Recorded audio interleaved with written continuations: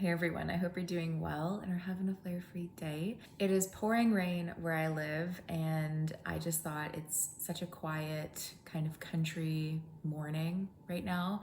And I have my little cup of coffee here and I'm in my turtleneck in July. It's like, that's how cold it is, I guess, where I am with the rain. But I just thought today would just be more of a friend-to-friend chat on how things are going, and I hope everything is going well with you and your chronic illness journey. Of course, I always think of you guys, and I always read your comments and your beautiful like DMs on Instagram, and I'm just so thankful for this community. And I'm just, every time I read what you're going through, I'm like, you got this, you can do it, like you are doing amazing. And I just want to say that, like, my tone is like super excited for you. Or if you say that you have an upcoming appointment, I'm thinking of you so much, because if it's your first appointment or your 31st appointment, just they can be nerve-wracking and daunting every single time. And so when you say, oh, I have a new appointment, or I have this upcoming whatever on Thursday or whatever, I'm just thinking of you. And I know that you are doing amazing with it, but I know the emotions that can come with it. So just know that I am thinking of all of you, is basically the sentiment of that. Recently, I've been trying to implement more boundaries into my routine in my daily life. I know that I did a setting boundaries in your chronic illness journey video like a couple months ago, and I think once I hit published on the video, I was like, forget about it. In my own journey, I just like was like, what are boundaries? I don't need them, they're fine, everything's fine. But I just find sometimes you put yourself last sometimes, and you forget about the boundaries that you had talked about at the beginning of the year, or like you had good intentions to put the boundaries in place but just never got around to it because life gets in the way. And I'm just, for myself, like a people pleaser, and sometimes I walk over that boundary just to make sure other people feel seen or heard or happy and joyful, when it kind of impacts me in a negative way by doing so. So recently I've just been trying to kind of put myself first and try and do things that bring me joy more. Try and get away from things that are causing a bit of like a toxic headspace, or kind of my anxiety and depression to creep back in. I think one of those being social media. And this is kind of a difficult one for me, because YouTube is something that I enjoy. I enjoy talking with the community here, and I love connecting with all of you. It's more on the like TikTok, Instagram, social media side of things.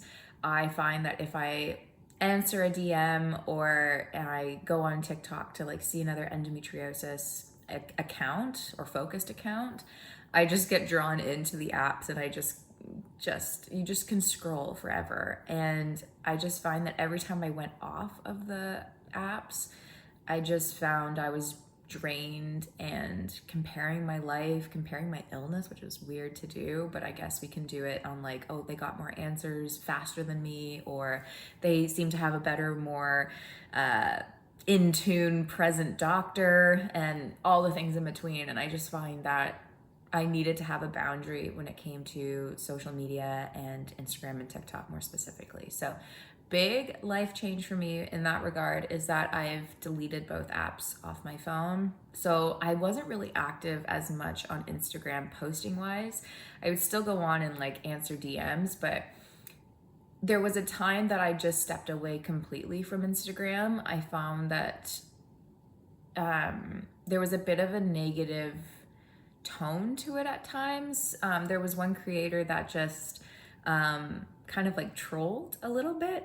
That was like new for me, and I was like, I swear I'm just trying to provide the best information that I can, that's up to date from what I know. And it just wasn't a good mindset. And I think since that trolling behavior, I just was not really drawn to Instagram as an app to like be active on.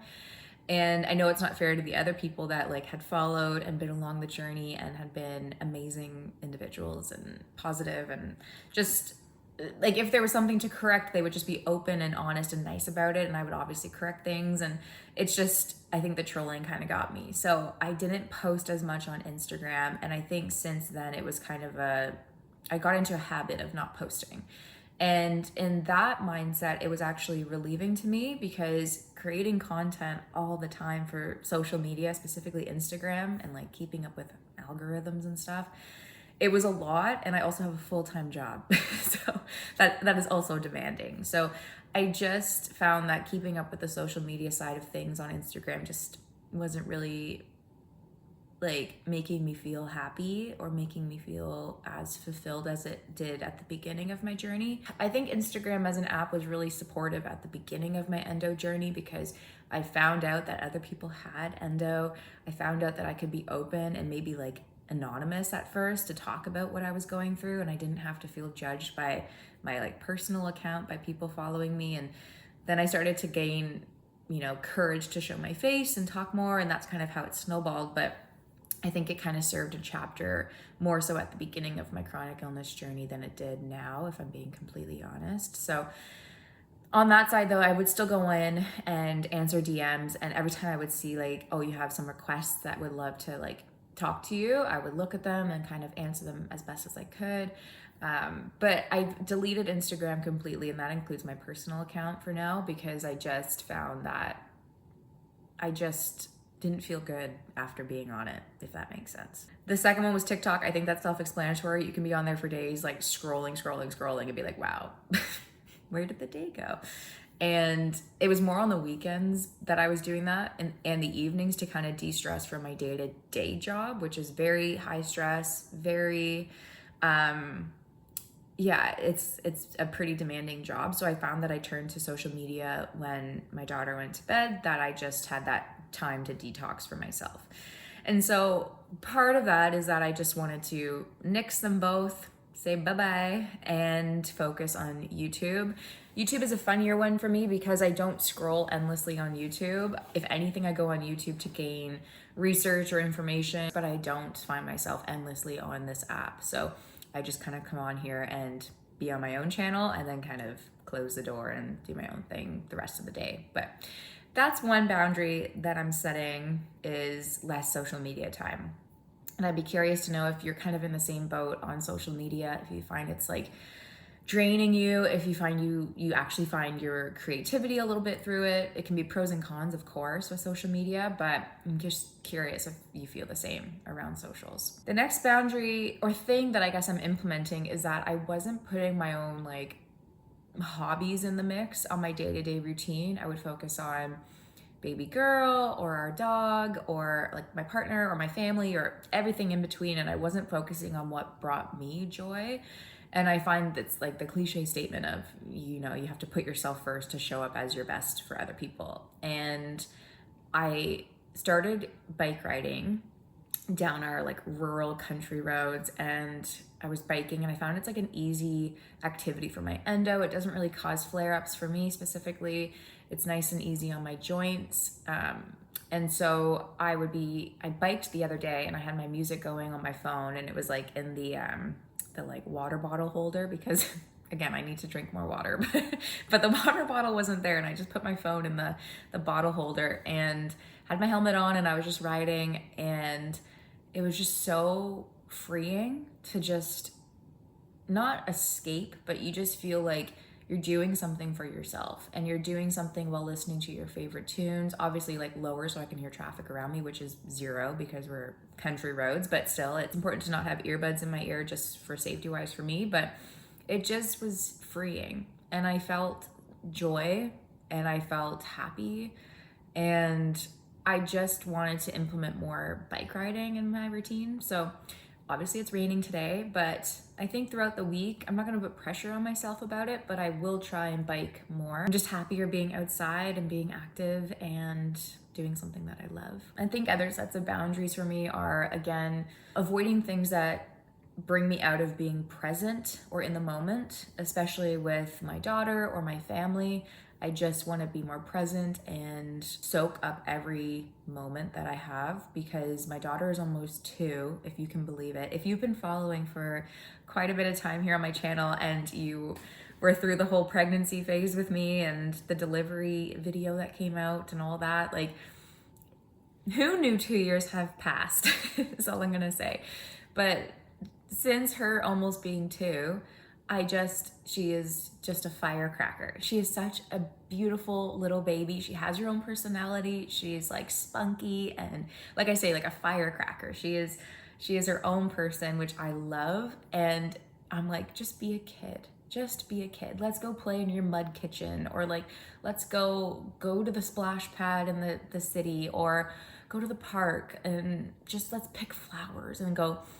Like, it's just little things like that bring me so much joy, and I just want to be in the present moment with her. And so anything that is interrupting that, whether it be work or other obligations or whatever it may be, I'm just like, nope.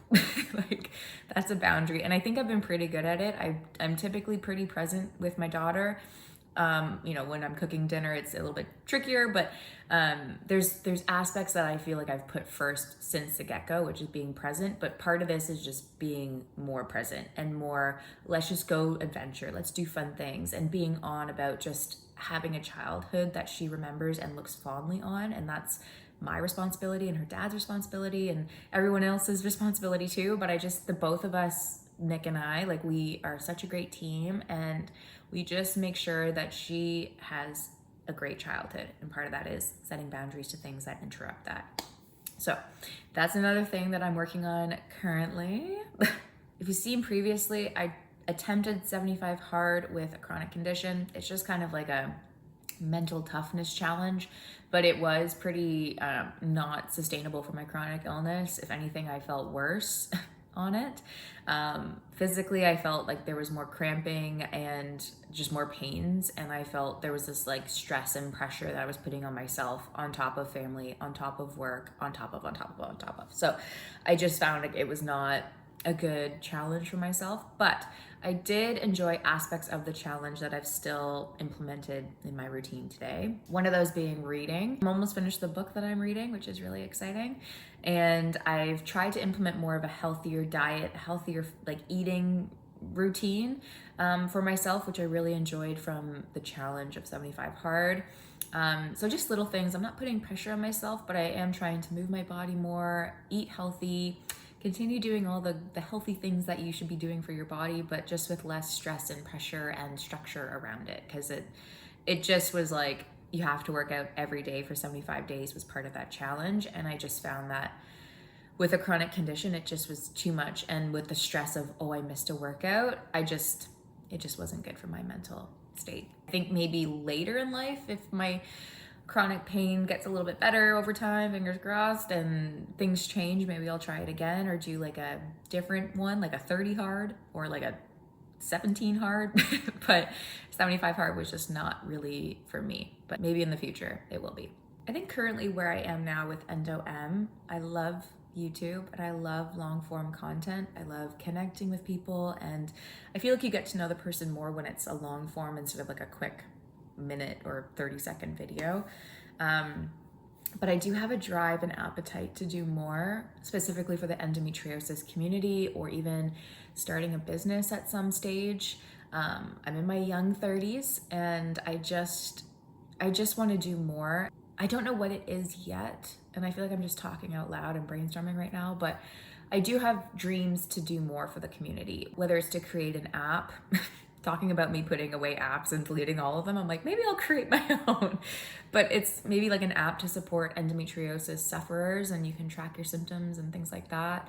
Or maybe a clothing line down the line that supports endometriosis sufferers with it being more comfy, or supporting, different things like that. I just am talking out loud. I would love to just, even like a period underwear brand at some point, but I just have a lot of ideas that are like in my head, and I don't know if you're the same, but sometimes I have so many ideas and I'm like, I would love to execute all of them, but I execute none of them. I'm just moving on with my life. But I'm putting it out here now, like manifesting maybe in the future that another thing will come down the line, a business venture or a hobby or an activity to support the endo community further, because as much as I love YouTube, I just wish I could do more. Yeah, so if you're interested in any of those ideas that I talked about. Feel free to comment down below if that's of interest to you. I did write a book during my maternity leave because, again, I have a restless brain and I just can't sit still.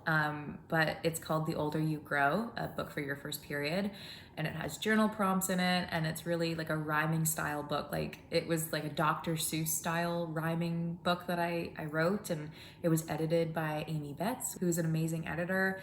And it just was a fun activity. And so the book is live on Amazon. I'll post a link down below. But I would love to just do more creative outlets like that, or to maybe write another book down the line. Or you can obviously see that my brain is like, what about this and this and this? But something down the line is coming for Endoemmm. And I know it, but I just have to sit down and do it. But would love to hear your insight on something that you would find helpful for your journey, and something that maybe is not on the market that you would love to see. Yeah. There were other videos on my channel that I did during my maternity leave, as well as postpartum, post giving birth. And a lot of it was about finding myself and finding my identity and all of that. And where I am now, I think with the setting boundaries and getting things lined up, I think it's a step in the right direction to rediscovering myself. And I think that's an exciting thing for me. But currently, if I'm being honest, like, I'm still in that bubble of who exactly am I? But I think going back to work and just feeling a little bit more of different puzzle pieces coming into the mix for me, I do find that I am on the right path to finding myself again, and finding new aspects of myself too, which is fun. So that's just an update on the identity front that I've been talking about in a couple of videos recently. If there's any videos that you would like to see on my channel that you don't currently see on my YouTube page, and you feel like it would be really important information for your personal endo journey, chronic illness journey, or somebody else's journey, feel free to comment down below, and I'd be happy to do some research and do a video for you to support you. Would love to do that.